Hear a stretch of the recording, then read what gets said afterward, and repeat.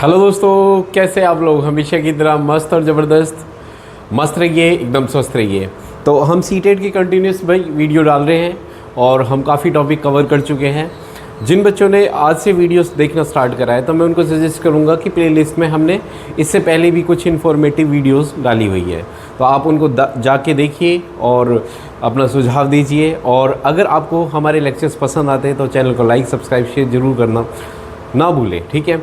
तो आज का जो वीडियो रहेगा हमारा बहुत इंपॉर्टेंट टॉपिक है, जिसके अंदर हम फोर्सेस और फ्रिक्शन के बारे में जानेंगे कि फोर्स क्या होते हैं, कितने टाइप्स के होते हैं, और फ्रिक्शन क्या होता है, उसका क्या रोल है हमारी लाइफ के अंदर, ठीक है। इससे पहले हम काइनेमेटिक्स कवर कर चुके हैं, थोड़ा सा उसको जाके देखिए कि स्पीड वेलोसिटी के बारे में हमने बात करी है, distance displacement, scalar quantity, vector quantities क्या होती हैं, और बायोलॉजी के कुछ टॉपिक और केमिस्ट्री के कुछ टॉपिक कवर करे हैं, ठीक है। तो चलिए आज का टॉपिक स्टार्ट करते हैं, फोर्स एंड फ्रिक्शन। देखो फोर्स होता है क्या है?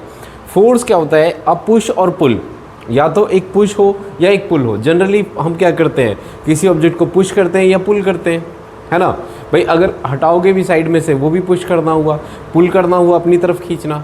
सो फोर्स को डिफाइन करते हैं, इट इज़ अ पुश और पुल विच चेंज और try to change the position of an object, जिसकी वजह से हम किसी ऑब्जेक्ट की पोजीशन को चेंज कर सकते हैं। It can change direction, it can change shape. Force की वजह से डायरेक्शन भी चेंज हो सकती है, शेप भी चेंज हो सकते हैं। मतलब फोर्स जब अप्लाई करोगे तो उसका कुछ कॉन्सिक्वेंसेस होंगे, ठीक है। तो ये ध्यान रखना कि फोर्स क्या होता है, एक पुश और पुल, जनरली पुश और पुल में डिफाइन किया जाता है, ठीक है, ओके। अब फोर्स कितने टाइप्स के होते हैं, थोड़ा हम उस बारे में जानेंगे कि फोर्स कितने टाइप्स के, फोर्स को कैसे डिफाइन किया गया है। देखो पहले डेफिनेशन देखते हैं दोबारा से। A force is a push और पुल ऑन एन ऑब्जेक्ट, ठीक है। A force is a vector quantity, force हमेशा वेक्टर क्वांटिटी होता है क्योंकि फोर्स की डायरेक्शन होती है। देखो कैसे, या तो फोर्स डाउनवर्ड होगा या अपवर्ड होगा, या साउथवर्ड होगा या नॉर्थवर्ड होगा। फोर्स की एक स्पेसिफिक डायरेक्शन है, एक डायरेक्शन ऑफ एप्लीकेशन है, मतलब इसकी अप्लाई कर रहे हैं तो इसकी एक स्पेसिफिक डायरेक्शन कि हाँ इस तरफ अप्लाई हो रहा है, ठीक है, okay. With the both magnitude and direction, क्योंकि इसके पास मैग्नीट्यूड होता है और डायरेक्शन भी होता है, ठीक है। मैग्नीट्यूड और डायरेक्शन पहले भी बता चुका हूँ बेटा, स्केलर और वेक्टर में। जैसे 15 न्यूटन, न्यूटन क्या है बेटा? Newton is the unit of force, ठीक है। 15 न्यूटन डाउनवर्ड है, तो ये क्या है हमारा? देखो ये इसको बोलते हैं मैग्नीट्यूड। क्या बोलते हैं बेटा? इसको मैग्नीट्यूड बोलते हैं। इसको क्या बोलते हैं? इसको बोलते हैं यूनिट। और दिस इज़ डायरेक्शन। क्या है बेटा? डायरेक्शन। तो इसके पास क्या है? मैग्नीट्यूड और डायरेक्शन दोनों चीज़ें हैं, इसलिए ये क्या है हमारा? वेक्टर क्वांटिटी है। फोर्स जब हम अप्लाई करते हैं तो फ्रिक्शन हमेशा अपोजिट साइड में एक्ट करता है, ध्यान रखना। अभी हम इस पे काम इसको और डिटेल में समझेंगे फ्रिक्शन को, ठीक है। तो अभी पहले फोर्स के बारे में बात कर लेते हैं, ठीक है, ओके। हाँ, टाइप्स ऑफ फोर्स कितने टाइप के होते हैं? फोर्स को जनरली क्लासीफाई किया गया है हमारे दो टाइप में, कि फोर्स को हम क्लासीफाइड करते हैं दो टाइप में। कौन कौन से? कॉन्टैक्ट और नॉन कॉन्टैक्ट फोर्स। सो कॉन्टैक्ट नाम से ही क्लियर है, जिस फोर्स में हमें वस्तु को छूने की ज़रूरत पड़ती है, किसी ऑब्जेक्ट को छूने की ज़रूरत पड़ती है, उसको हम बोलते हैं कॉन्टैक्ट फोर्स। जैसे इसको मैं पुश कर रहा हूँ स्क्रीन को, ठीक है, ये क्या हमारा एक कॉन्टैक्ट फोर्स है। नॉन कॉन्टैक्ट फोर्स कैसा होता है? जैसे मैग्नेट के बीच में होता है कि एक मैग्नेट लो और दूसरी मैग्नेट लो, ठीक है, वो दूर से ही उसको अट्रैक्ट या रिपेल कर लेता है ना। सो ये क्या है? एक नॉन कॉन्टैक्ट फोर्स है। ग्रेविटी है, देखो जैसे अर्थ इसको अपनी तरफ खींच रही है बिना किसी कॉन्टैक्ट के, तो ये क्या है? Gravitational force is also a non contact force, जिसमें वस्तु को छूने की ज़रूरत नहीं पड़ती है।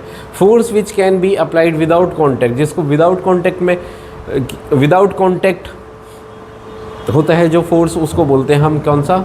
Non contact force. जैसे मैग्नेटिक फोर्स हुआ, इलेक्ट्रोस्टैटिक फोर्स हुआ। इलेक्ट्रोस्टैटिक फोर्स का मतलब पॉजिटिव और नेगेटिव चार्जेस के बीच में फोर्स।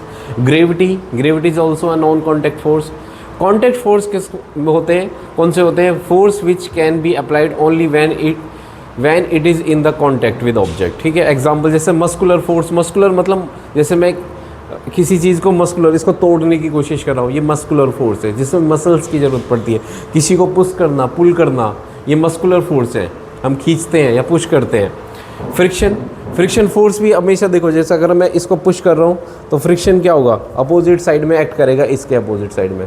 मान लो इसको आगे की तरफ पुश कर रहा हूँ तो फ्रिक्शन अपोजिट साइड में एक्ट करेगा, तो फ्रिक्शन भी इसके कॉन्टैक्ट में है। तो frictional force is also a contact force, ठीक है। नाउ अब बात करते हैं हम फोर्सेस को हम कैसे डिवाइड करेंगे, किस हिसाब से कि नेट फोर्स है, बैलेंस है या अनबैलेंस फोर्स है। बैलेंस और अनबैलेंस फोर्स क्या होते हैं, इसको समझने की कोशिश करते हैं। देखो बैलेंस फोर्स क्या होते हैं। Balance force is when two or more forces acting on object, समझो इसको, when two or more forces acting on an object are equal in all direction, ठीक है, रिजल्ट इन नो मूवमेंट। देखो ऐसा नहीं है कि नो मूवमेंट है, ऐसा भी हो सकता है कि ऐसा भी हो सकता है ऑब्जेक्ट हमारी यूनिफॉर्म मोशन में चले, है ना। तो इसमें और इन यूनिफॉर्म मोशन मैं लिख देता हूँ, और इन यूनिफॉर्म मोशन समझाऊंगा कैसे, ठीक है बेटा। तो अगर किसी बॉडी पे, है ना, मतलब हर डायरेक्शन में इक्वल फोर्स लगे, जैसे इधर से भी, इधर से भी, इधर से भी और इधर से भी, है ना, तो बॉडी क्या रहेगी, बॉडी अपनी ओरिजिनल स्टेट ऑक्यूपाई करने की कोशिश करेगी। अगर वो रेस्ट में है तो रेस्ट में रहेगी, अगर वो यूनिफॉर्म मोशन में तो यूनिफॉर्म मोशन में ही चलती रहेगी। ऐसा कहाँ होता है यूनिफॉर्म मोशन, जैसे स्पेस के अंदर अगर मान लो कोई फोर्स, नेट फोर्स नहीं लग रहा उस पर, तो बॉडी हम जिस स्पीड से फ्लोट करते रहेंगे उसी स्पीड को मेंटेन रखेंगे हम वहाँ पे, है ना, स्पेस के अंदर। ना फोर्स उसको रोक रहा है, ना फोर्स हम आगे चला रहे हैं, तो वो बॉडी उसी स्पीड से आगे बढ़ती रहेगी, है ना। तो ये भी एक सिचुएशन है जब हमारा जो है फोर्स हमारा बैलेंस सिचुएशन में है। सबसे आसान तरीका है इसको समझने के कि ऑब्जेक्ट रेस्ट में रहेगा, है ना। जैसे मान लो अब देखो ये ऑब्जेक्ट है, ये मेरे इस हाथ पे रखा हुआ है, क्या इस पेन पे कोई फोर्स नहीं लग रहा, ये बताओ मुझे। लग रहा है बेटा, फोर्स लग रहा है डाउनवर्ड डायरेक्शन में। इसका वेट जो है इसको नीचे की तरफ लेके जाना चाहता है, लेकिन फिर ये गिर क्यों नहीं रहा, क्योंकि जो फोर्स अगर नीचे की तरफ लग रहा है तो हथेली ने क्या कर रखा है, इसको ऊपर की तरफ फोर्स लगा के रखा हुआ है। देखो भाई मैं वजन रख रहा हूँ और ज़्यादा, है ना, किसी ऑब्जेक्ट को मैं, और जैसे मान लो मैं ये बुक ले लेता हूँ, है ना, और रख दी, इस पर एक ईंट और रख दी, तो जोर पड़ता जाएगा ना मेरे हाथ पे। तो इसका मतलब क्या होगा कि मेरे हाथ भी ऊपर की तरफ फोर्स लगा रहा है इसको रोके रखने के लिए, तभी तो ये नीचे नहीं गिर रहा। तो इसका मतलब इसमें फोर्स लग रहा है, लेकिन अगर मैं बात करूं, देखो इस पर फोर्स नीचे की तरफ लग रहा है ना, दाएं बाएं से तो कोई पुश नहीं कर रहा है, इधर उधर से तो कोई पुश नहीं कर रहा। अब इसमें बात करते हैं हम बैलेंस, ये बैलेंस फोर्स कैसे है। जितना फोर्स नीचे की तरफ लग रहा है उतना ही फोर्स ऊपर की तरफ लग रहा है। इसका मतलब ये बॉडी ना ऊपर की तरफ जा रही है ना नीचे की तरफ जा रही है। तो ये कैसी सिचुएशन में, ये बैलेंस सिचुएशन में है, ठीक है। तो बैलेंस फोर्स होते हैं जब ऑल डायरेक्शन में, देखो इस तरफ तो कोई लग नहीं रहा, इधर भी नहीं लग रहा, इधर भी लग रहा, तो नेट फोर्स इस डायरेक्शन में और इस डायरेक्शन में क्या होगा, जीरो होगा। ऐसे अपवर्ड और नीचे का मैं देखूं तो ना तो ये बॉडी नीचे की तरफ जा रही है ना ही ऊपर की तरफ जा रही है, तो इसका मतलब ये बैलेंस सिचुएशन में है। क्लियर है बेटा। ऐसा ही तब हो सकता है कि जब ये यूनिफॉर्म मोशन में चले, ऐसे स्पेस के अंदर जैसे, समझ के। तो यूनिफॉर्म मोशन में भी क्या होता है, कोई नेट बैलेंस फोर्स हमारा क्या होता है, ज़ीरो होता है, ठीक है। ना ही ग्रेविटी, मान लो ग्रेविटी में कोई, मैं जैसे बता चुका हूँ आपको कि स्पेस के अंदर अगर मूव कर रहे हैं, ना फोर्स उसको रोकने वाला है, ना ही हम अप्लाई कर रहे हैं उसकी स्पीड बढ़ाने के लिए, तो इसका मतलब वो यूनिफॉर्म मोशन में रहेगा। जिस अवस्था में रहेगा, कौन कौन सी दो अवस्था पॉसिबल हैं जब फोर्स, नेट फोर्स जीरो होगा, या तो बॉडी बिल्कुल स्टेट में रहेगी, स्टेट में मतलब रेस्ट में रहेगी, स्टेट ऑफ रेस्ट में रहेगी, या यूनिफॉर्म मोशन में चलेगी। बस ये दो सिचुएशन हो सकती है, या तो बिल्कुल स्टेट ऑफ रेस्ट में रहेगी, बिल्कुल रुकी रहेगी, या एक इक्वल वेलोसिटी से चलती रहेगी। समझ में आए, कब, जब बैलेंस फोर्स ज़ीरो होगा हमारे पास, ठीक है। ये कह सकते हो आपकी कोई अनबैलेंस फोर्स नहीं है, सिर्फ बैलेंस फोर्स है। मतलब बैलेंस फोर्स का मतलब क्या है कि हर डायरेक्शन का फोर्स क्या होगा, इक्वल और अपोजिट होगा। अच्छा, अनबैलेंस फोर्स का मतलब क्या होता है, when two or more unequal forces. Unequal force जैसे अब इसमें देखो, जैसे 300 से इधर से खींच रहे हैं और 300 से इधर से खींच रहे हैं न्यूटन से, तो कहीं भी नहीं जाएगी ये रोप। बट अगर मान लो एक 400 से खींच रहा है, इधर 300 से खींच रहे हैं, तो रोप किस तरफ चली जाएगी, इस डायरेक्शन में चली जाएगी। It means there is a net motion, है ना। इसका मतलब क्या होगा, बॉडी रेस्ट में नहीं है, ना ही यूनिफॉर्म मोशन होगी, बॉडी इस तरफ एक्सेलरेट करेगी, तो सारे लोग इस तरफ गिरते चले जाएंगे। तो ये है अनबैलेंस फोर्स, जब ऑल डायरेक्शन में फोर्स इक्वल ना हो। क्लियर है बेटा, ओके। नेक्स्ट हमारे पास अब फ्रिक्शन की बात करते हैं। तो फ्रिक्शन क्या होता है, देखो फ्रिक्शन को समझिए ज़रा। फ्रिक्शन क्या होता है, अगर बॉडी पे फोर्स इस डायरेक्शन में लग रहा है, अप्लाइड फोर्स इस डायरेक्शन में, तो हमेशा क्या होगा, इस बॉडी को रजिस्ट करने के लिए, इसको रोकने के लिए क्या होगा, एक अपने आप नेचुरली एक फोर्स आ जाएगा जिसको बोलते हैं हम फ्रिक्शनल फोर्स। क्या बोलते हैं? फ्रिक्शनल फोर्स, है ना। ये हर जगह होता है ना। आपकी ज़िंदगी में भी है कि आप आगे बढ़ना चाहते हो तो लेकिन आपकी लेग पुलिंग करने के लिए बहुत सारे लोग खड़े होते हैं। वो क्या है? फ्रिक्शनल फोर्स ही तो है। आपकी एनर्जी को वेस्ट करना चाहते हैं, लेकिन आपको डटे रहना है, मेहनत करनी है, अच्छे से सफलता पानी है और इस बार एग्ज़ाम क्रैक करना है। दिखा देना है उन लोगों को जो कहते हैं कि इनसे कुछ नहीं होगा। समझ के आप कर सकते हो, बिल्कुल ठीक है। तो फ्रिक्शनल फोर्स क्या होता है? देखो, अगर फोर्स इस तरह अप्लाइड फोर्स है, ये अप्लाइड फोर्स इस तरफ है तो फ्रिक्शन हमेशा इस तरफ होगा, कांटेक्ट में होगा हमेशा बॉडी के, इसलिए इसको कांटेक्ट फोर्स भी बोलते हैं। अच्छा, अगर तुम इस तरफ खींचोगे बॉडी को तो फ्रिक्शनल फोर्स इस तरफ लगेगा, यानी डायरेक्शन ऑफ मोशन के ये अपोजिट होगा। क्लियर है? ओके, तो फ्रिक्शन फोर्स समझ में आया? Okay. Importance of friction, daily life में फ्रिक्शन की क्या ज़रूरत है? देखो, फ्रिक्शन करने से एनर्जी लॉस तो होता ही होता है। कैसे? जब फ्रिक्शन होता है तो आपकी चप्पलें घिस जाती हैं भाई, है ना, मशीन घिस जाती है, मशीन के पार्ट्स, बेरिंग, स्प्रिंग, हर जगह हर चीज़ घिस जाती है जब कोई चीज़ काम करती है ना। फ्रिक्शन से तो घर्षण पैदा होता है ना, तो मतलब घिसती हैं कोई भी चीज़ें, है ना। तो फ्रिक्शन, बट देखो, मशीनरी पार्ट या चीज़ें घिसती हैं, फ्रिक्शन की वजह से लॉस ऑफ एनर्जी होती है। लेकिन फ्रिक्शन इम्पॉर्टेंट भी है ना। इम्पॉर्टेंट कैसे है कि अगर फ्रिक्शन नहीं होगा तो वॉकिंग पॉसिबल नहीं होगी। देखो, वॉकिंग कैसे पॉसिबल है? जब हम क्या करते हैं, हम अपने पंजे से, हम अपने पैर से पीछे की तरफ पुश करते हैं तो हम आगे की तरफ चल पाते हैं, है ना। तो इसका मतलब देयर इज़ अ फ्रिक्शन, है ना। आप समझ रहे हो? फ्रिक्शन होगा। आप स्लिपरी चीज़ों पे, आइस पे क्यों नहीं चल पाते ढंग से? क्योंकि वहाँ पे फ्रिक्शन नहीं है, आप फिसल जाओगे। तो फ्रिक्शन बहुत ज़रूरी है ना। बेशक से आपकी चप्पलें घिस जाए लेकिन आप चल पाओगे, है ना। चप्पल घिसना ज़्यादा इम्पोर्टेंट है या चलना ज़्यादा इम्पोर्टेंट है भाई? चप्पल तो घिसती रहेंगी, लेकिन अगर आप चल ही नहीं पाओगे तो क्या फ़ायदा? तो फ्रिक्शन कोई बात नहीं, फ्रिक्शन होना वैसे तो ईविल है, एक बुराई है, लेकिन फ्रिक्शन इंपॉर्टेंट भी है हमारी लाइफ में। फ्रिक्शन नहीं होगा तो वॉकिंग पॉसिबल नहीं होगी। मैं चौक से लिख नहीं पाऊँगा, चौक से कुछ लिखूंगा मैं यहाँ पे तो चौक चिपक जाएगा। तो ये तो चलो डिजिटल बोर्ड है ना। चौक से अगर मैं मान लो लिखूंगा कुछ भी यहाँ पे तो जो इंक है वो चिपक जाती है चौक से, है ना। जैसे मान लो कुछ भी लिखूंगा मैं, है ना, यू आर अ जैम, ठीक है। अब ये क्या है? इसका मतलब क्या है कि देखो, ये अब जो इंक से मैं लिखूंगा ये डिजिटल बोर्ड है, लेकिन अगर मैं मान लो चौक से लिखूंगा तो ये फ्रिक्शन की वजह से रुकी हुई है यहाँ पे, है ना। अगर फ्रिक्शन नहीं होता तो ये ग्रेविटी की वजह से नीचे गिर जाती है सारी की सारी चौक, ठीक है। राइटिंग पॉसिबल है, ट्रांसमिटिंग मोशन पॉसिबल है, गाड़ियों को चलना, प्रोड्यूसिंग एनर्जी, हीट और साउंड प्रोड्यूस होगा, हीट प्रोड्यूस होगा फ्रिक्शन की वजह से। तो फ्रिक्शन बहुत ज़रूरी है भाई लाइफ के अंदर, ठीक है। ओके, तो फ्रिक्शन का ये रोल है लाइफ के अंदर। Okay, friction and it's type. अब फ्रिक्शन कितने टाइप के होते हैं देखते हैं। सबसे पहले स्लाइडिंग फ्रिक्शन, जब कोई चीज़, स्टैटिक फ्रिक्शन क्या होता है? जब कोई चीज़ रुकी हुई है ना। अब जैसे मान लो चेयर है, कोई चेयर दिख रही है, जैसे मान लो इसको देखो ज़रा, हाँ समझा दूंगा मैं। ये अब देखो, मैं इसको पुश कर रहा हूँ, अभी तो कोई फ्रिक्शन नहीं है, अभी तो ये वेट और नॉर्मल रिएक्शन ने इसको बैलेंस कर रखा है ना, वेट ने, लेकिन मेरी हथेली ने या बुक ने इसको ऊपर की तरफ बैलेंस करा, अभी कोई फ्रिक्शन नहीं है। लेकिन अब क्या हो रहा है? देखो, मैं मान लो अगर इसको टेढ़ा कर रहा हूँ, या अभी भी नहीं गिर रही है ना, इसका मतलब देयर इज अ फ्रिक्शन इस सरफेस के बीच में, है ना। देखो अब चलने लग गई, क्लियर है। तो इसका मतलब क्या हुआ? ये जो फ्रिक्शन है, जब तक ये रुकी हुई है, कौन सा फ्रिक्शन है? स्टैटिक फ्रिक्शन है। स्टैटिक फ्रिक्शन क्या होता है? जब तक बॉडी रुकी हुई है। अब बॉडी ने स्लाइड करना स्टार्ट कर दिया है, रिगस रही है, स्लाइड कर रही है, इसका मतलब ये क्या है? हमारा स्लाइडिंग फ्रिक्शन है। कौन सा फ्रिक्शन है बेटा? स्लाइडिंग फ्रिक्शन है। This is sliding friction. Rolling friction क्या होता है? देखो, अगर चीज़ें रोल कर रही हैं, देखो ये रोल कर रही है तो रोल करती रही, कभी तो कभी घिस जाएगा ये, तो ये क्या है? हमारा रोलिंग फ्रिक्शन है ये, ठीक है।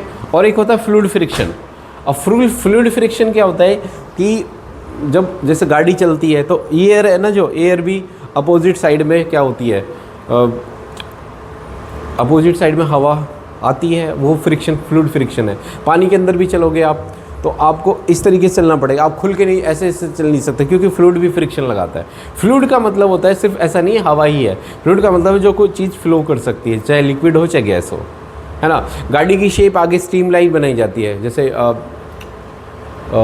जैसे बुलेट ट्रेन की शेप आप देखोगे ऐसे होती है एरोडाइनमिक्स की वजह से, ताकि एयर ऐसे चली जाए कटती हुई, है ना।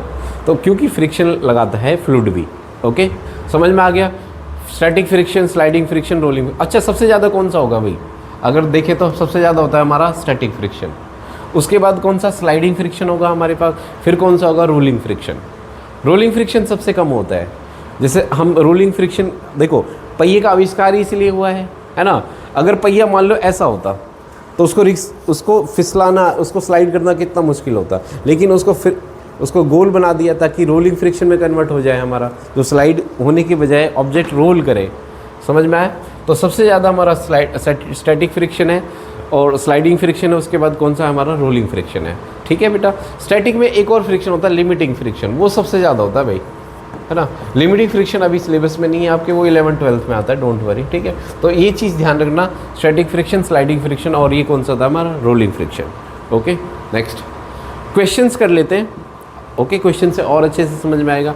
पहला क्वेश्चन है, which of the following is example of non contact. Non contact कौन सा फोर्स होता है? नॉन कॉन्टैक्ट जिसमें कॉन्टैक्ट की जरूरत नहीं पड़ती। ग्रेविटेशनल फोर्स हाँ होता है, मस्कुलर फोर्स नहीं, मसल्स का यूज़ होता है, टच करते हैं हम, ये नहीं है। मैग्नेटिक फोर्स बिल्कुल होता है, 1 और 2, बिल्कुल सही बात है। तो ये और ये ऐसा नहीं ये लगा दिया ये लगा दिया, देख के पहले सारे ऑप्शन ध्यान से पढ़ो। ओके, तो ऑप्शन क्या होगा हमारा? ये होगा बोथ 1 and 2। ठीक है, नेक्स्ट इज, आगे करते हैं हम। Why are the soles of shoes treaded. हमारे जो सोल्स होते हैं, जूते की सोल होती है, वो थोड़ी सी ट्रेड होता है उसके अंदर, मतलब जैसे गुटके होते हैं ना, जैसे आप देखो टायर गंजा हो जाता है पूरा, है ना, घिस घिस के। एक होता है ट्रेडिंग, ट्रेड मतलब होता है उसके अंदर जो आगे जो उभरे हुए चीज़ें होती हैं छोटे छोटे, ऐसे ही हमारी सॉल होती है। नए जूते आते हैं तो बिल्कुल अच्छे से ट्रेड होते हैं, उसके अंदर छोटे छोटे से गैप होते हैं, गट्टे लगे होते हैं। तो वो क्यों बनाए जाते हैं? To give the shoes more protection. क्या शूज़ को प्रोटेक्ट करने के लिए? नहीं, बिल्कुल नहीं। टू डिक्रीज फ्रिक्शन, फ्रिक्शन को डिक्रीज करने के लिए भी नहीं। To increase friction, yes, friction को इंक्रीज करने के लिए। लाइफ की फ्रिक्शन की लाइफ को भी नहीं। ठीक है, अगर वो ज़्यादा अच्छा रहेगा तो देखो हम मजबूती से पकड़ बना के हम चल सकते हैं, है ना। जैसे क्रिकेटर्स के तो स्पाइक्स होते हैं ताकि वो फिसले ना, तो ऐसे ही उसमें ये ट्रेडेड लगाए जाते हैं उसके अंदर। क्यों लगाए जाते हैं? ताकि फ्रिक्शन ज़्यादा हो और अच्छे से चल पाएँ हम। Next, a feather of mass of 15 gram is dropped from a height. 15, देखो 15 ग्राम का कोई फेदर है, मान लो एक पत्ती है, कुछ भी फेदर, पंख है, वो गिर रहा है, ठीक है, is drop from a height. It's is found that with a constant velocity, velocity constant हो गई, मतलब फिक्स हो गई कांस्टेंट। तो बताओ फोर्स कितना लगेगा? देखो मेरी बात सुनो, देखो फोर्स का फॉर्मूला होता है बेटा मास इंटू एक्सेलरेशन। इस फॉर्मूले को याद रखेंगे। फोर्स का फॉर्मूला क्या होता है? Mass into acceleration. क्लियर है? ओके। अब देखो एक्सेलरेशन क्या होती है? एक्सेलरेशन होती है, अगर नहीं पता तो आप प्रीवियस लेक्चर में जाइए, मैंने वहाँ पढ़ा रखा है, वैसे मैं बता देता हूँ। एक्सेलरेशन का मतलब होता है change in velocity upon change in time. मान लो किसी ऑब्जेक्ट की वेलोसिटी शुरू में v1 थी, जब टाइम कितना था? t1 था। कुछ देर बाद उसकी वेलोसिटी v2 हो गई, जब टाइम t2 हो गया। तो वेलोसिटी तो चेंज कितना हुआ? v2 minus v1। और टाइम कितना चेंज हुआ? t2 minus t1। एक्सेलरेशन अब बताओ मुझे, दो केस में कब जीरो हो सकती है? a की वैल्यू जीरो कब हो सकती है? दो केस में हो सकती है, या तो v2 और v1 की वैल्यू दोनों सेम हो। अगर v2 और v1 की दोनों सेम हो तो कट जाएगा भाई, यहाँ भी v यहाँ भी कट जाएगा, a की वैल्यू जीरो हो जाएगी। इसका मतलब दोनों वेलोसिटी, शुरू की वेलोसिटी भी वही है और बाद की वेलोसिटी भी वही है। इसका मतलब ये क्या हुआ? Uniform velocity. समझ गए? और एक्सेलरेशन दो केस में जीरो हो सकता है। एक और है हमारे पास, या तो v2 और v1 दोनों की वैल्यू जीरो हो, है ना। अगर दोनों की वैल्यू जीरो हो तब a की वैल्यू जीरो आ जाएगी। यही तो मैं समझाना चाह रहा हूँ जब मैं नेट फोर्स की बात कर रहा था, कि दो सिचुएशन में फोर्स जीरो होगा, या तो बॉडी रेस्ट में हो, इसका मतलब बॉडी क्या है? At rest. ये क्या है? दैट इज है बेटा, आई डॉट ई का मतलब होता है दैट इज एट रेस्ट। या तो बॉडी रेस्ट में हो या बॉडी क्या हो? यूनिफॉर्म वेलोसिटी में हो। तो इस केस में एक्सेलरेशन जीरो हो जाएगा। एक्सेलरेशन जीरो हो जाएगा, यहाँ जीरो रखोगे तो फोर्स की वैल्यू जीरो हो जाएगी। तो फोर्स दो सिचुएशन में जीरो हो सकता है, या तो यूनिफॉर्म वेलोसिटी हो, या फिर क्या हो हमारे पास क्या हो, या तो ये एक्सटर्नल फोर्स, नेट फोर्स है ये। तो नेट फोर्स दो सिचुएशन में जीरो हो सकता है, या तो एक्सेलरेशन जीरो हो, या या तो यूनिफॉर्म वेलोसिटी हो, या बॉडी रेस्ट में हो। क्लियर है। अच्छा, अब वो यही कह रहा है, ये चीज़ ही पकड़नी है आपको, with a constant velocity. Constant velocity का मतलब वेलोसिटी चेंज नहीं हो रही है, वेलोसिटी चेंज नहीं हो रही तो एक्सेलरेशन जीरो, इसका मतलब फोर्स जीरो। तो आंसर क्या आ जाएगा, ये आ जाएगा। नेक्स्ट अगला, अ box of mass 500 gram is lying on horizontal table. एक बॉक्स है 500 ग्राम का, ठीक है, ओके, वो टेबल पे रखा है इस तरीके से, क्लियर है। Which of the following regarding the force, no force act on it. Force तो लग रहा है, ऐसा तो नहीं कि फोर्स नहीं लग रहा, इसका वेट नीचे की तरफ लग रहा है, ये नहीं हो सकता, ठीक है। No, an unbalance force of 5 newton acts on downward. तो अनबैलेंस फोर्स भी नहीं है क्योंकि नीचे नहीं जा रहा, नेट डायरेक्शन नहीं है इसकी, तो ये भी नहीं है। A pair of balance force act on it, बिल्कुल सही बात है। पेयर ऑफ, पेयर का मतलब क्या है, देखो जैसे अगर मैं मान लो यहाँ 5 न्यूटन नीचे की तरफ लग रहा है, तो इस बुक ने भी 5 न्यूटन ऊपर की तरफ लगा रखा है, तो बॉडी ना ऊपर जा रही है ना नीचे जा रही है, ना लेफ्ट जा रही है ना राइट जा रही है, इसका मतलब हर डायरेक्शन में फोर्स इक्वल है, तो मतलब बैलेंस फोर्स है, तो ये आंसर हो जाएगा। एंड अनबैलेंस फोर्स नहीं, अनबैलेंस फोर्स तो नहीं है इस बॉडी के अंदर। क्लियर है बेटा, ओके, हाँ समझ में आया, ठीक है। नेक्स्ट आगे, identify the incorrect statement. Incorrect statement देखनी है इसमें। Ball bearing are use increase friction, नहीं, बॉल बेरिंग क्या होती है, देखो बॉल बेरिंग आपने देखी होंगे, बेरिंग होती है यहाँ पे ऐसे लगाई जाती है, पंखे में होती है ना, व्हील्स में होती है। ये बॉल बेरिंग क्यों लगाई जाती है, क्योंकि ताकि स्लाइडिंग फ्रिक्शन रोलिंग फ्रिक्शन में कन्वर्ट हो जाए, मतलब रोल हो ऑब्जेक्ट, है ना। तो कह रहा है कि ball bearing are use to increase, नहीं, बॉल बेरिंग रोलिंग फ्रिक्शन तो सबसे कम होता है स्लाइडिंग फ्रिक्शन से, तो इसका मतलब ये तो नहीं है। Friction between two surface contact can never be eliminated on earth, ये बिल्कुल सही बात है, कभी भी एलिमिनेट नहीं कर सकते। Rolling friction is less than sliding friction, ये बिल्कुल सही है ना, रोलिंग फ्रिक्शन कम होता है। The friction of force on an object moving through the fluid depends on its shape, हाँ यही बात है कि शेप अगर स्ट्रीमलाइन होगी तो कम फ्रिक्शन होगा, है ना, यहाँ कम फ्रिक्शन होगा, एयर ऐसे चली जाएगी। तो फ्रिक्शन किस पे डिपेंड करता है, शेप पे डिपेंड करता है। अर्थ के अराउंड भी फ्रिक्शन को कम नहीं कर सकते क्योंकि अर्थ के अराउंड एटमॉस्फेयर है। क्लियर है बेटा, तो आंसर क्या होगा, ये इनकरेक्ट है, बाकी सारे हाँ ठीक है, यही है, तो इनकरेक्ट है, बाकी सारे ठीक है। ओके बेटा, तो और भी क्वेश्चन है कोई, देखते हैं, नहीं बस ठीक है। तो आई थिंक आपको समझ में आ गया होगा लेक्चर, और फोर्स और फ्रिक्शन के बारे में अब आगे आई थिंक आपको कोई कन्फ्यूज़न नहीं रहेगी, ठीक है। अगर आपको हमारा काम पसंद आ रहा है, हमारा पढ़ाया हुआ पसंद आ रहा है, तो चैनल को लाइक सब्सक्राइब शेयर करना ना भूलें, ठीक है। मिलते हैं जल्दी नेक्स्ट वीडियो में नेक्स्ट लेक्चर के साथ, तब तक bye bye, thank you so much.